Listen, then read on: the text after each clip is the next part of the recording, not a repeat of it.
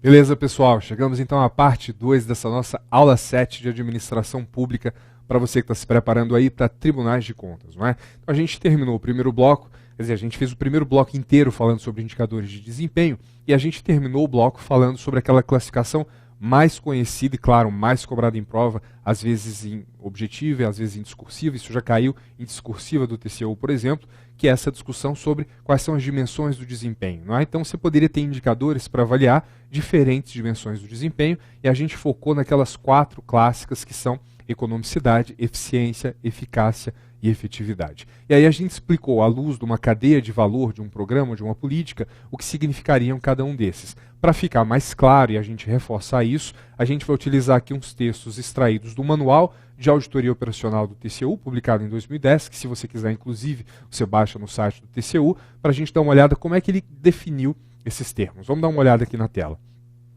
Olha como ele definiu economicidade.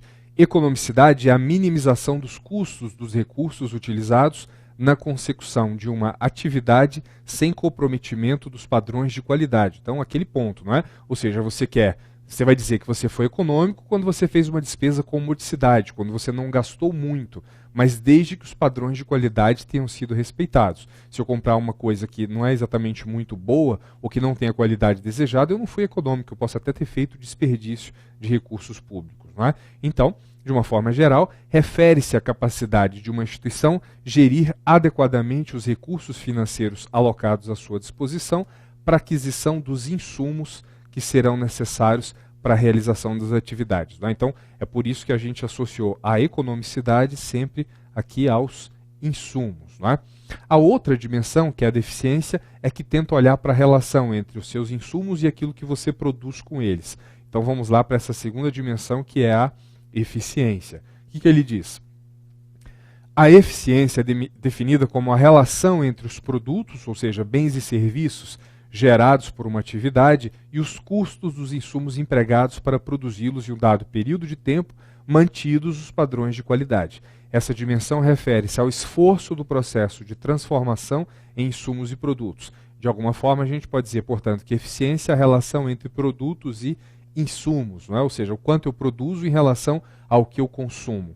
Pode ser examinada, por exemplo, sob 2 perspectivas, não é? Você pode pensar em minimizar o custo total ou os meios necessários para obter uma mesma quantidade e qualidade de produto, ou seja, fazer o mesmo tanto com menos, precisar de menos para fazer o mesmo tanto, ou mais, otimizar a combinação de insumos para maximizar o produto quando o gasto total está previamente fixado, ou seja, fazer mais com o que eu tenho, ou no sentido geral, fazer mais com menos. Para efeito de prova, é muito importante associar essa ideia de que a eficiência mede uma relação entre esforço e resultado, entre custo e benefício. Isso vai aparecer em várias questões de prova sobre tipos de avaliação. Você tem sempre que lembrar que a avaliação de eficiência que trata disso, né? Ou seja, entre essa relação entre o custo e o benefício, entre o esforço e o resultado, entre os insumos e os produtos, ok? Bom, vamos voltar para a tela. E aí, terceira dimensão do desempenho, eficácia.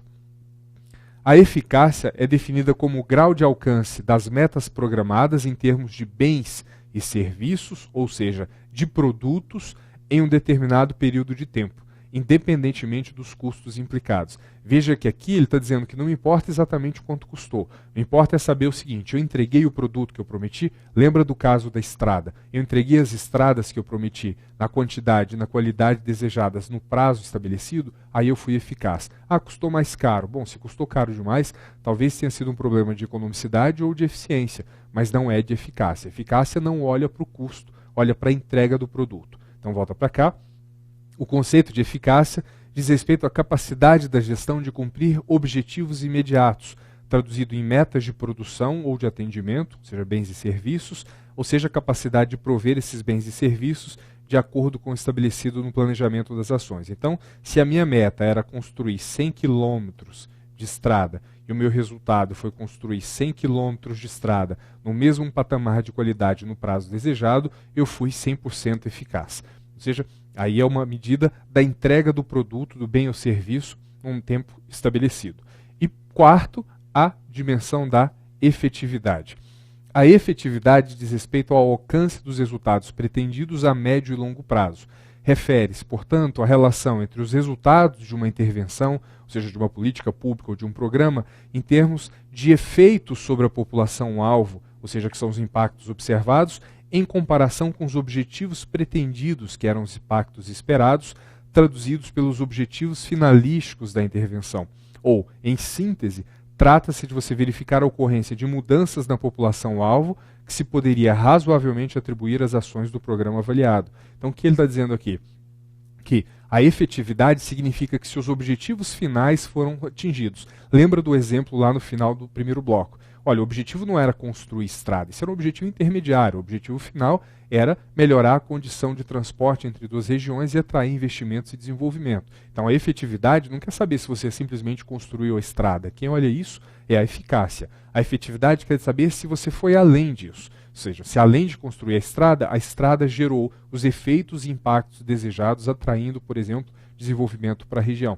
Né? Então, essa é a medida da efetividade, olhando se o resultado observado corresponde ao resultado planejado em termos de objetivos finais do seu programa. Não é? Então, isso seria efetividade. Aí você pode pensar, bom, essas não são as únicas dimensões. Certamente não são. Você pode pensar em várias outras dimensões do desempenho. Você pode pensar, por exemplo, em equidade, para saber se a distribuição está justa do ponto de vista da necessidade da população. Você pode pensar do ponto de vista de qualidade, ou seja, se você está satisfazendo o cidadão com o que você oferece, e por aí vai. Ou seja, você pode pensar em várias dimensões do desempenho. Essas são 4 clássicas que a gente utiliza, né, e seguindo aí esse padrão do Manual de Auditoria Operacional do TCU para ajudar vocês a ficarem afiados nesse aspecto, ok? Pois bem, a gente agora vai um pouco além disso. A gente vai dizer o seguinte, olha, o indicador ele serve para medir, ele é útil para você planejar, mas ele é útil também para você verificar se o que você fez está correspondendo, o que você está fazendo está correspondendo ao que você pretendia, e se os resultados são os resultados desejados. Para isso, você utiliza os sistemas de monitoramento e avaliação, e os indicadores são um subsídio, ou seja, um recurso dos sistemas de monitoramento e avaliação. O monitoramento a rigor, a gente já falou um pouco sobre ele na aula sobre políticas públicas, ele tem um sentido um pouco mais estrito, pequeno, não é? Ou seja, não que seja dispensável, mas ele olha uma coisa mais específica, ele verifica se você está cumprindo as metas planejadas, porque se você não tiver, ele tem que indicar a necessidade de correção de rumos de forma tempestiva. Então, como por exemplo, você faz o monitoramento das obras para as Olimpíadas do Rio, né, 2016. Então, você está olhando lá, você verifica se a obra não estiver pronta, se tiver algum atraso na programação, o que você precisa corrigir, se tem um problema de projeto, de alocação de recurso, etc.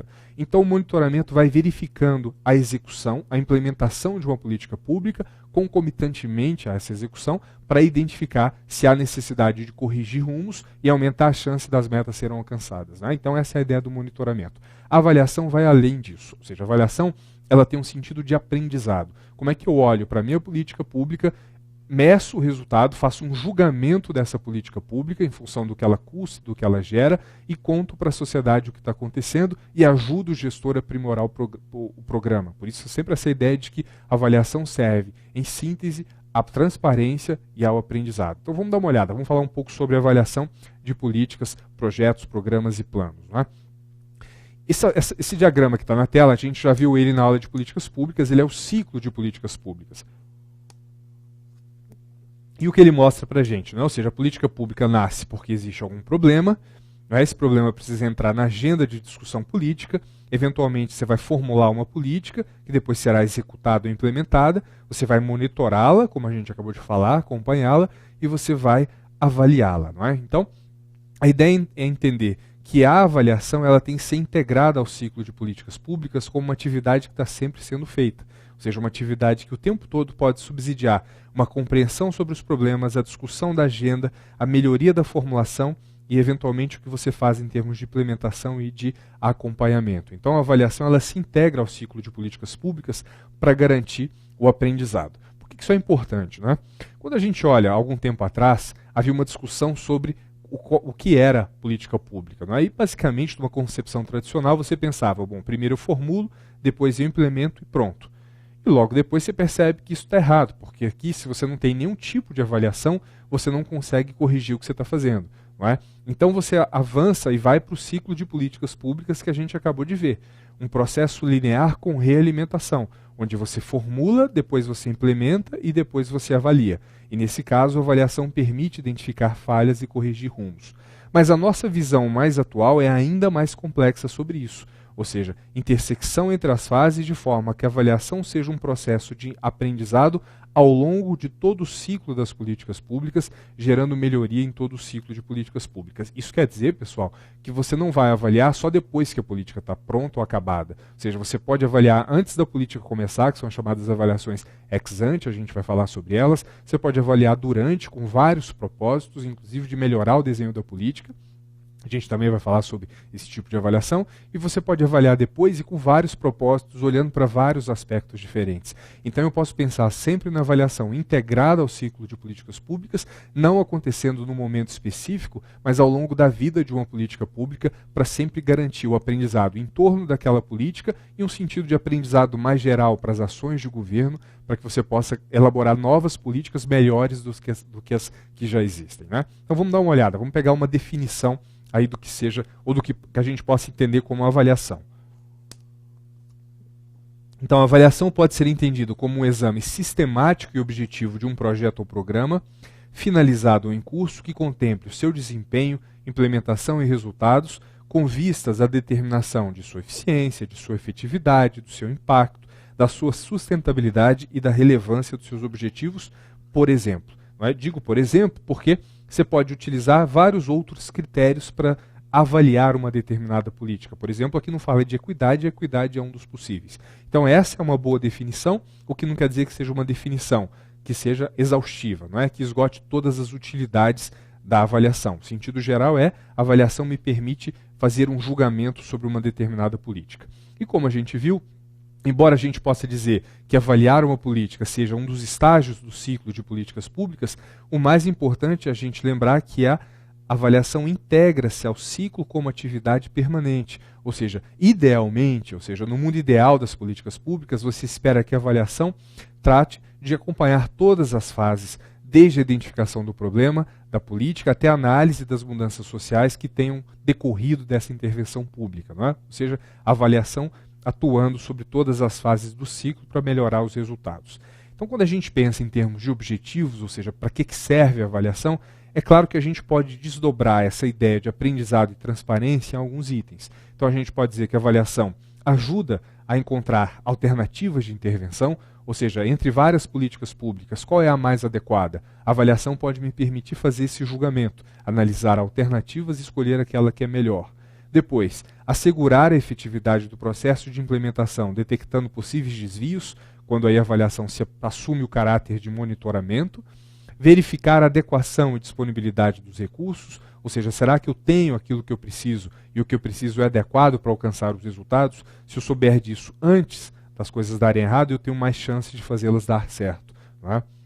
A avaliação me permite aferir se os resultados previstos são adequados aos objetivos mais gerais da minha ação, avaliar quais são os resultados de fato obtidos e quais são os impactos realmente gerados sobre a realidade social e me ajuda, claro, a aumentar a transparência das organizações públicas. Não é? Então, sempre esse sentido duplo de aprendizado, de aprimoramento, de melhoria e, claro, de transparência sobre o que está sendo feito com os recursos públicos. Não é? Então, avaliar sempre vai servir para orientar os tomadores de decisão em relação às políticas públicas, dizendo, olha, a política deve continuar, ela deve ser corrigida ou eventualmente ela pode ser suspensa porque ela não serve ou ela não tem uma relação custo-benefício. Ou seja, avaliar serve para orientar o processo de tomada de decisão e fazer com que as decisões sejam melhores. Bom, embora seja mais ou menos óbvio, né, que haja um conjunto de benefícios associados à atividade de avaliar uma política pública, há também um conjunto de dificuldades inerentes à avaliação de políticas públicas. Ou seja, durante muito tempo na história, né, dos governos de uma forma geral, não do governo brasileiro e não de um nível específico de governo, mas de uma forma geral, pelo mundo, como a gente viu, havia pouca atenção e ainda há relativamente pouca atenção à atividade de avaliar. Hoje todo mundo concorda que tem que avaliar, mas ainda não se tira necessariamente isso da prática em 100% dos casos. E por uma série de motivos, a forma de construção da política faz com que ela seja mais ou menos avaliável. Então, existem algumas dificuldades inerentes à atividade de avaliação e a gente vai dar uma olhada nelas antes da gente pensar em classificações. Vamos dar uma olhada na tela. Então, primeiro, por que é difícil avaliar? Em primeiro lugar, há políticas que não estabelecem de forma precisa quais são os seus objetivos, quais são as suas metas e quais são os seus indicadores. Ou seja, você não sabe exatamente o que quer alcançar e, portanto, é mais difícil você avaliar se os resultados são satisfatórios ou não e até o que medir, já que os indicadores não são definidos.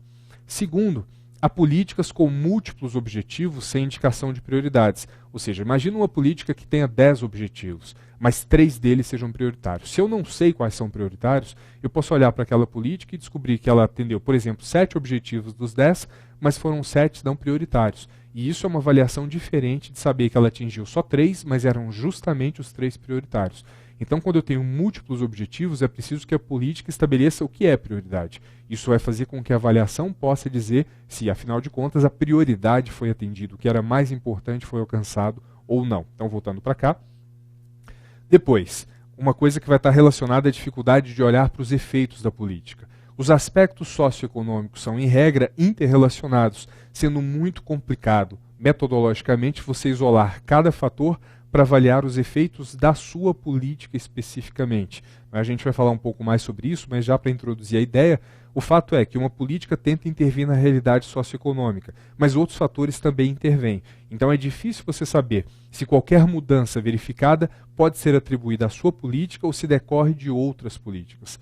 E, além disso, ocorrem efeitos das políticas em questões distintas daquelas inicialmente objetivadas. Ou seja, você faz a política com um propósito e a política acaba atingindo um outro propósito. Às vezes de uma forma positiva, às vezes de uma forma negativa. Ou seja, nem todos os resultados de uma política são previstos. Há resultados imprevistos e esses resultados imprevistos podem ser bons resultados, ou seja, você consegue efeitos colaterais positivos, mas também podem ser maus resultados, inclusive em outras áreas. Né? Você cria a política com um propósito, sem saber que você está gerando um efeito colateral lá em outra área e prejudicando, por exemplo, a ação pública ou a realidade social em uma determinada área. Né? Então, você tem várias dificuldades para mensurar e contemplar todos esses fatores num pacote para dizer se uma política pública funciona ou não. Né? Isso faz parte do processo. O que a gente vai fazer agora, em seguida, entendendo para que serve a avaliação, quais são suas dificuldades ou suas limitações, entender os vários tipos de avaliação que existem. A gente vai ver várias classificações, 4 classificações, e essas classificações são muito cobradas em prova, por isso uma atenção especial a ela que a gente reservou para esse segundo bloco. Vamos dar uma olhada nisso. Primeira classificação que a gente vai ver é a classificação da avaliação quanto ao agente, ou seja, quem faz a avaliação. E aí, essa primeira classificação quanto ao agente vai dizer que a avaliação, em primeiro lugar, pode ser externa. A avaliação é externa quando ela é realizada por pessoas de fora da instituição responsável pelo programa, em geral com experiência nesse tipo de atividade avaliativa, mas não é a pessoa que toca o programa, é alguém de fora. Isso, claro, traz vantagens e desvantagens. Principal vantagem, não é? Ou principais vantagens. Isso traz mais isenção e objetividade, ou seja, os avaliadores externos eles têm mais, teoricamente, isenção e objetividade, são mais imparciais, e além disso eles podem trazer a experiência de outros programas e têm uma facilidade de comparar os resultados obtidos com de outros programas similares. Por outro lado, porque você não é o dono do programa, porque você não é de dentro da instituição que toca o programa, o acesso aos dados é normalmente mais difícil, não é?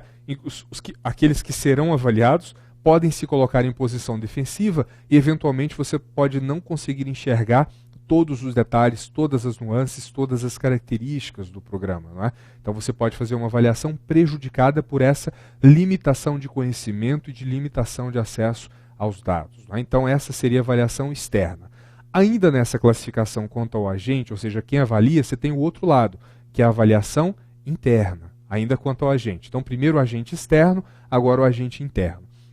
Então, claro, uma avaliação realizada pelo agente interno, ela é realizada dentro da instituição responsável pelo programa, com, claro, supostamente, pelo menos, maior colaboração das pessoas que participam do programa e mais conhecimento e mais acesso aos dados. Isso traz algumas vantagens e, claro, alguns problemas. Quais são as vantagens? A eliminação da resistência a um avaliador externo, já que você está falando de pessoas de dentro que de fato conhecem, em quem você confia.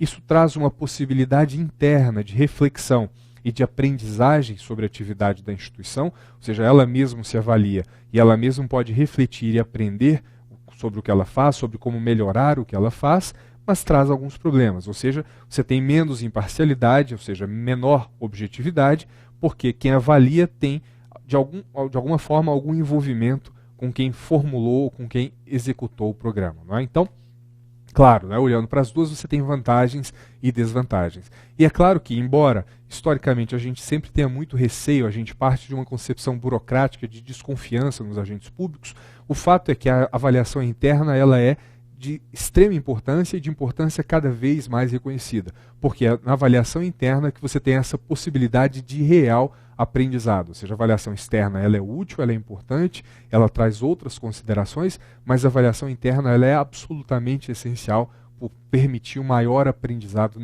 sobre a avaliação e sobre a execução e formulação das políticas públicas. Bom, tentando combinar um pouco dos dois mundos, você tem um terceiro tipo, volta aqui para a tela, então além da externa e da interna, a gente tem a chamada avaliação mista, ainda uma classificação quanto ao agente. Não é? Ou seja, aqui não é externa nem interna, pelo contrário, procura combinar os tipos de avaliação anteriores. Então você pode fazer agentes internos e agentes externos, formando equipes de avaliação.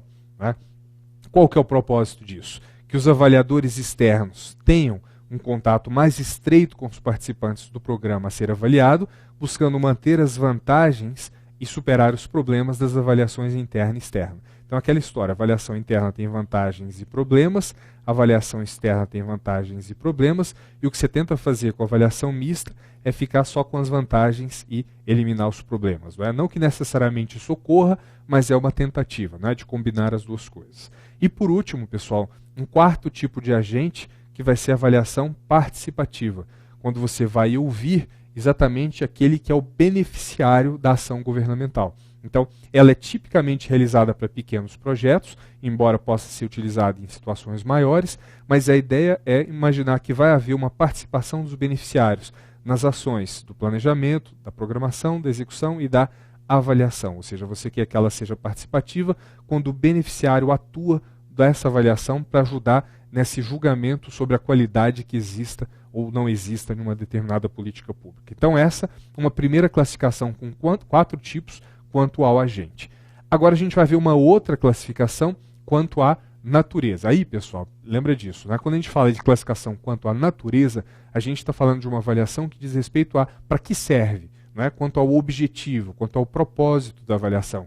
Digo isso porque em alguns momentos ela parece ter a ver com o momento de realização, mas não é isso. Essa é uma classificação quanto ao objetivo, quanto ao propósito, e aqui a gente está chamando de quanto à natureza. Esse tipo de avaliação já foi cobrado em diferentes provas de diferentes bancas e é sempre uma figurinha carimbada, então muita atenção a ela. Vamos dar uma olhada. Então, quanto à natureza, você vai ter 2 tipos. Ou a avaliação é formativa ou é somativa. Vamos começar com a formativa.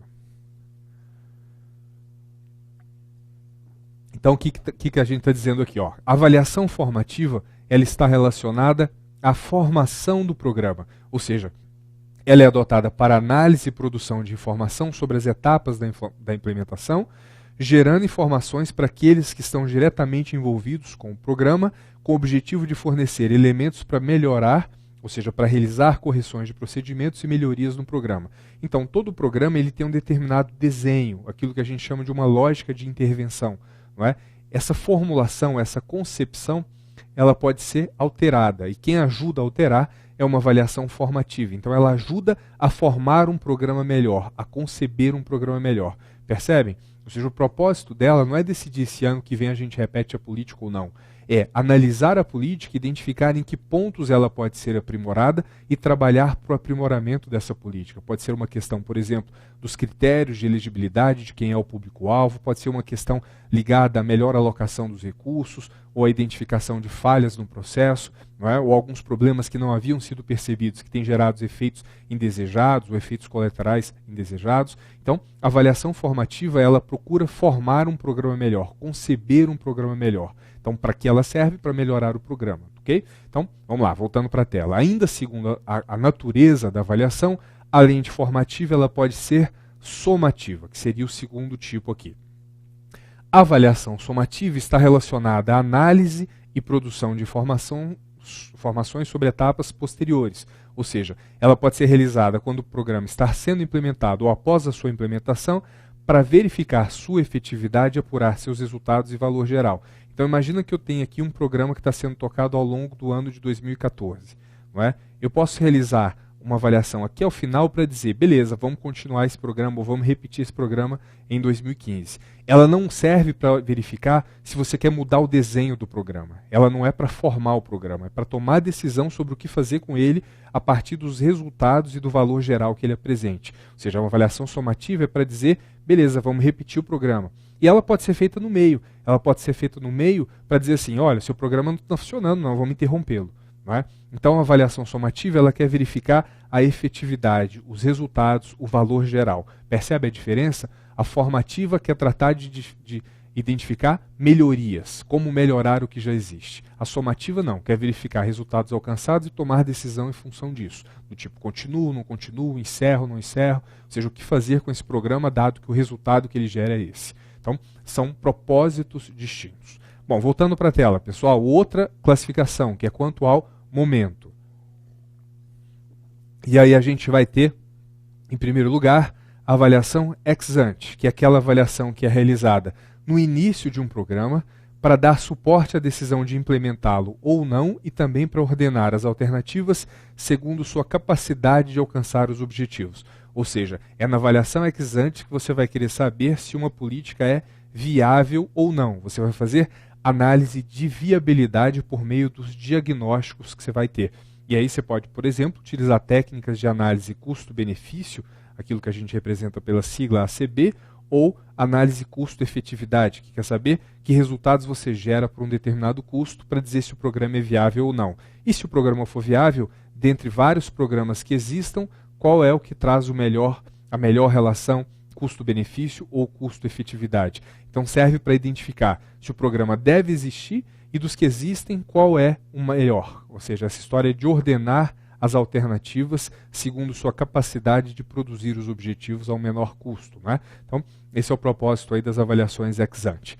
Ainda quanto ao momento, eu vou ter avaliações ex post, ou seja, aquelas que são realizadas durante a execução do programa ou ao seu final e em que você vai verificar os resultados alcançados. Né? Então, aí é claro, né, se o programa ainda está em execução, você vai verificar se ele tem que continuar ou não, se você deve manter a formulação, se você deve sofrer modificações. Se ele já foi concluído, você vai verificar o resultado final e utilizar isso para tomada de decisão futura. E aí uma observação, pessoal.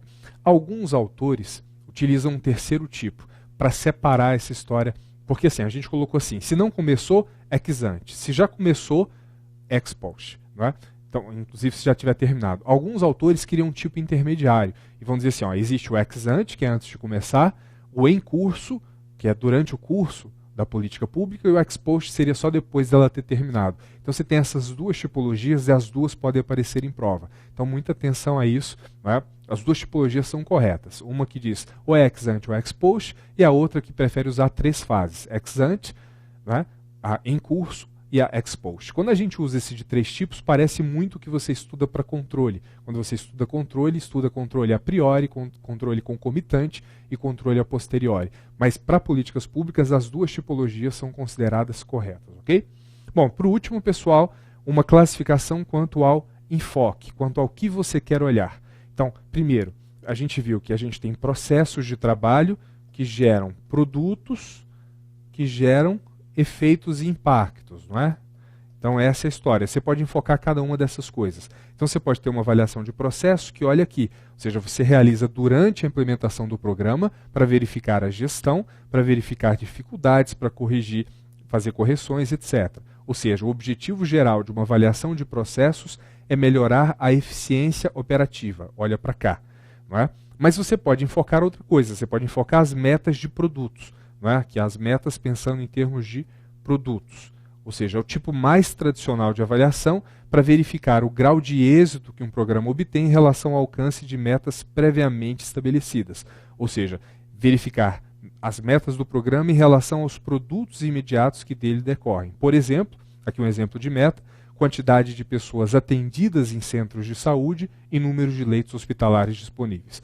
Mas a gente pode querer olhar mais à frente e enfocar outra coisa, enfocar o impacto. Ou seja, verificar se o programa funcionou, se ele alcançou seus objetivos, quais são os seus efeitos. Ou seja, se o programa realizou modificações na situação problema, ou seja, se ele mudou a realidade social de uma política pública. Então, você pode escolher, pensando nessa cadeia, né, você pode pensar no processo de trabalho, você pode pensar no produto que ele gera, ou você pode pensar nos efeitos e impactos. Então, você pode ter avaliação quanto ao enfoque, olhando para a eficiência do seu processo, para o alcance das metas de produtos ou para os efeitos e impactos gerados. Beleza? Bom, pessoal, não terminei de falar sobre avaliação. A gente vai voltar exatamente nesse ponto para a gente fazer uma discussão sobre diferença desses enfoques e falar um pouco sobre avaliação custo-benefício e custo-efetividade antes de entrar em governança e governabilidade, ok? Vamos fazer uma pausa breve e a gente já volta.